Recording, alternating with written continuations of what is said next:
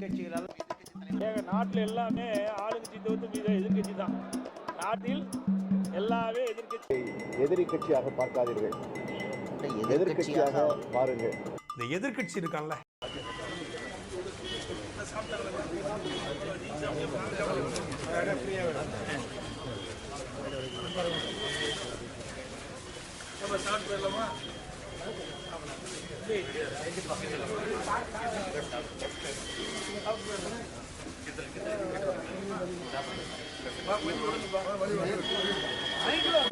ஒரு அரசு நிகழ்ச்சியில் கலந்து கொண்டு பேசுகின்ற பொழுது எடப்பாடி பழனிசாமி விரத்தின் உச்சத்தில் இருக்கின்றார். தினந்தோறும் ஏதாவது ஒரு பொய்யான அறிக்கையை ஊடகத்தின் வாயிலாக பத்திரிகையின் வாயிலாக வெளியிட்டுக் கொண்டிருக்கின்றார் என்ற ஒரு கருத்தை சொல்லியிருக்கின்றார். அதுவும் தினந்தோறும் அவதூறு கருத்துக்களை எடப்பாடி பழனிசாமி கூறி வருகிறார் என்ற ஒரு கருத்தை சொல்லியிருக்கின்றார். என்ன அவதூறு கருத்து என்று இதுவரை எனக்கு தெரியவில்லை.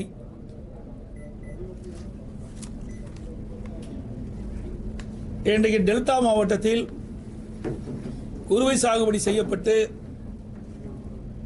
அந்த குறுவை சாகுபடி அறுவடை செய்கின்ற தருணத்தில் மழை தொடர்ந்து பெய்து கொண்டிருந்தது.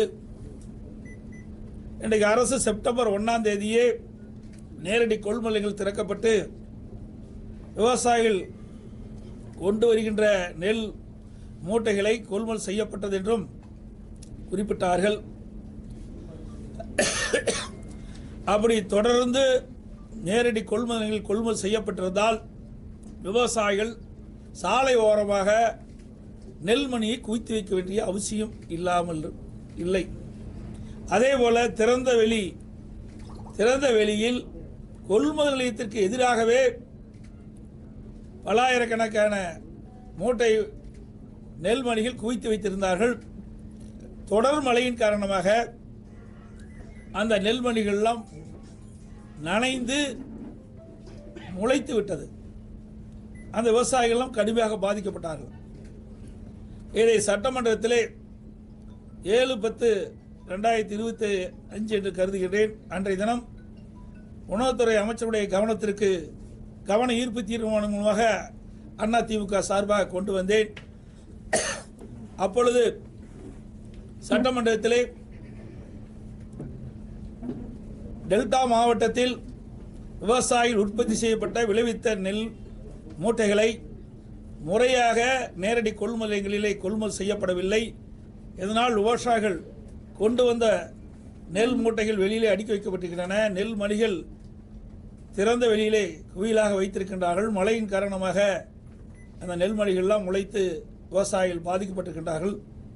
ஆகவே உடனடியாக திமுக அரசாங்கம் போர்க்கால அடிப்படையில் விவசாயிகள் திறந்த வெளியிலே குவித்து வைக்கின்ற நெல்மணிகளை கொள்முதல் செய்ய வேண்டும் என்று வலியுறுத்தினேன்.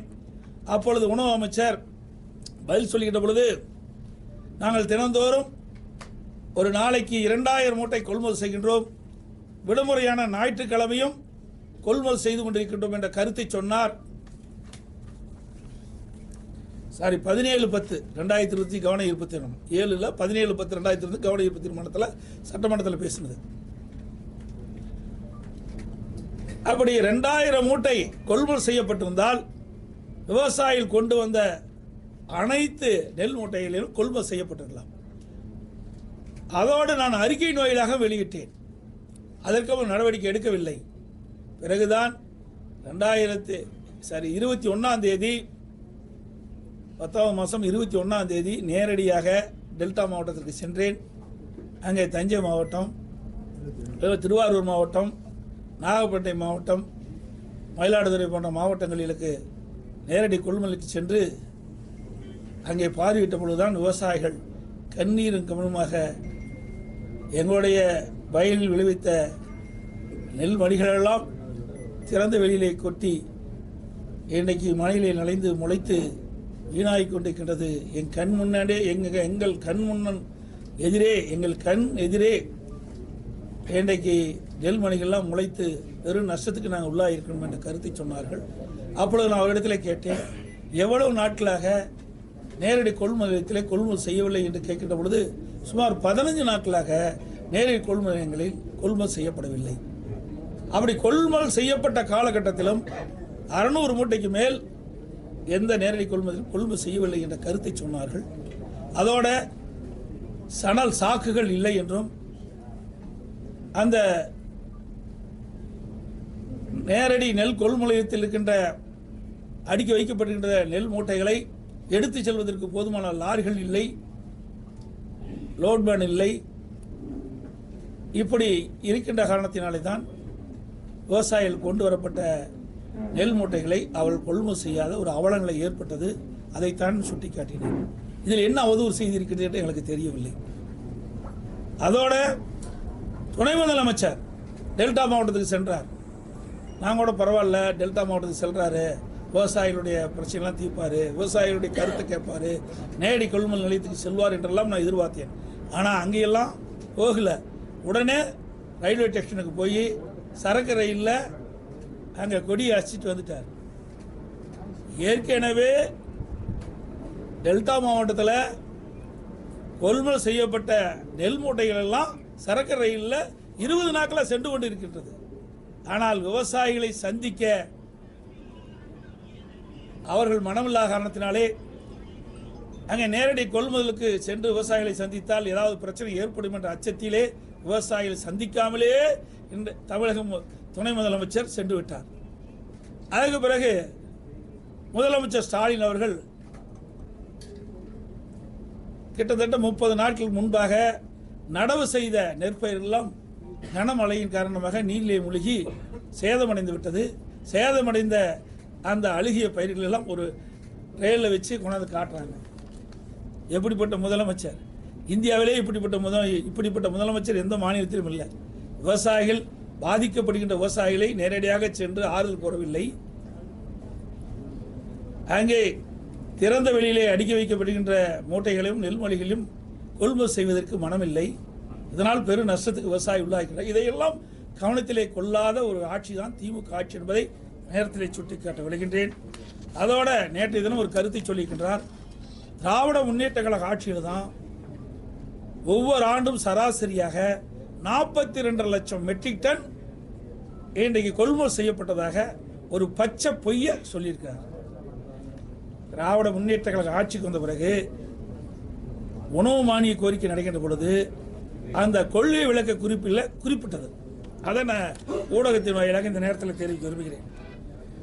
2022-23 ஆண்டு கொள்கை விளக்க குறிப்பு அதில் 105, 106 பக்கம் 31/3/2022 வரை 29,48,000 மெட்ரிக் டன் தான் கொள்முதல் செஞ்சிருக்கிறாங்க. 2023-24 வருடம் பக்கம் 80 அந்த உணவு மானிய கோரிக்கையில் கொள்கை விருப்பில் பக்கம் 80ல் 31/3/2023 வரை 29,40,000 மெட்ரிக் டன் தான் கொள்முதல் செஞ்சிருக்கிறாங்க. 24-25 ஆண்டு கொள்கை விளக்க குறிப்பு பக்கம் எண் 101ல் 31/3/2024 வரை 28.26 லட்சம் மெட்ரிக் டன் தான் கொள்முதல் செஞ்சிருக்கிறாங்க. 25-26 ஆண்டு பக்கம் எண் 106ல் 31/3/2025 வரை 28,30,000 மெட்ரிக் டன் தான் கொள்முதல் செஞ்சிருக்கிறாங்க. மொத்தமாக 1,15,49,000 மெட்ரிக் டன் தான் கொள்முதல் செஞ்சிருக்கிறாங்க. அப்படி என்றால் எப்படி ஆண்டுக்கு 42 லட்சம் மெட்ரிக் டன் கொள்முதல் செய்ய முடியும்? அத்தனையும் பொய். எல்லாம் விளம்பர மாடல் அரசு என்பது நிரூபணமாகிவிட்டது. ஆக திராவிட முன்னேற்ற கழக ஆட்சியில் உணவுத்துறை மானிய கோரிக்கையின் போது அந்த கொள்கை விளக்க குறிப்பில் குறிப்பிட்டது உண்மையா? அந்த உணவு அமைச்சர் தெரிவிக்கப்பட்டது உண்மையா? அல்லது நேற்றைய தினம் தென்காசியில் நடைபெற்ற அரசு நிகழ்ச்சியில் முதலமைச்சர் குறிப்பிட்டது உண்மையா? அதை இந்த முதலமைச்சர் விளக்க வேண்டும்.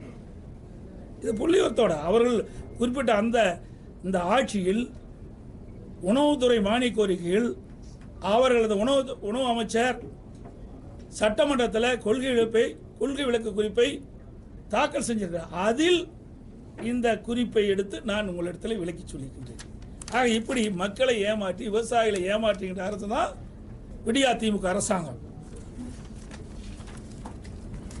அதோட இன்னைக்கு பார்த்தீங்கன்னா திருச்சியில் இன்னைக்கு முதலமைச்சர் சொல்றாரு அவதூறு செய்யணும்.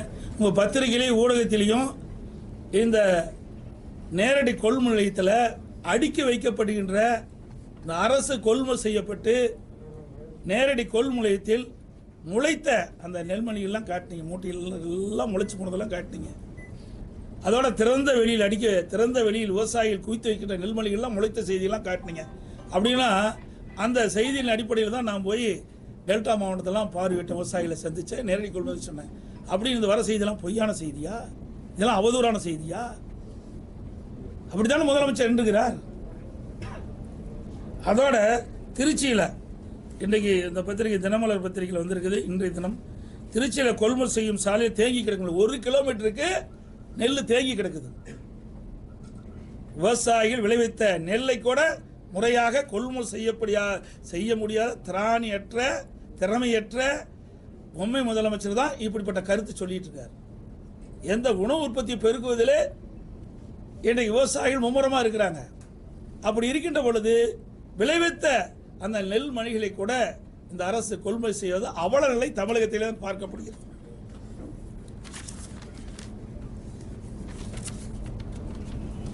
அதோட பள்ளிக்கரணை சதுப்பு நிலக்காடு உங்களுக்கு நல்லா தெரியும். ஏற்கனவே என்ரோச்சிலிருந்து உயர்நீதிமன்றத்து வரைக்கும் இதெல்லாம் வழக்கு போயிட்டு வந்திருக்குது. இன்றைக்கி அதிமுக ஆட்சி இருக்கின்ற பொழுது அந்த சதுப்பு நிலையெல்லாம் பாதுகாக்கப்பட்டது. அதற்காக அம்மா அரசு பொழுது மத்திய அரசு நிதியுடன் 165.68 கோடி செலவில் தேசிய பருவநிலை மாற்ற தழுவல் நிதி national adaptation fund for climate change அதுக்காக கொடுத்து அதையெல்லாம் பாதுகாத்தோம். அதிமுக ஆட்சியில் பள்ளிக்கரணை சுற்றுச்சூழல் மீட்பு திட்டத்தில் 2018-19 செயல்படுத்த ஒப்புதல் வழங்கி சதுப்பு நிலம் பாதுகாக்கப்பட நடவடிக்கை எடுக்கப்பட்டது.